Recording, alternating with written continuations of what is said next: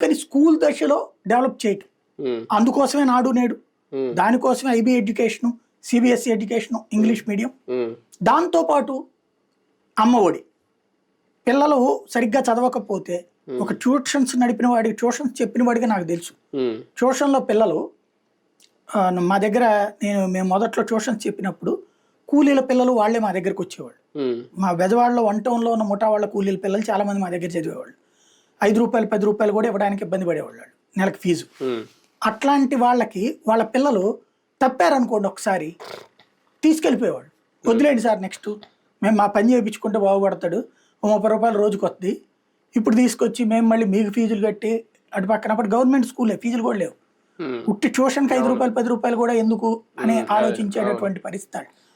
అట్లాగా కాకుండా ఓ రకంగా లంచం ఇస్తున్నాడు తల్లులకి, నీ పిల్లల్ని స్కూల్కి పంపించాను, తిండి యూనిఫామ్ అన్ని నేను పెడతానంటున్నాను.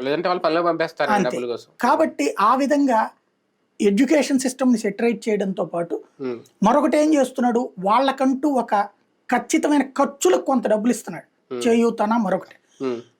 ఇవాళ రోజున మీరు అబ్జర్వ్ చేయండి, నేను గమనించిన ప్రాక్టికల్గా కనీసం 30-40% బళ్ళు పెరిగినాయి.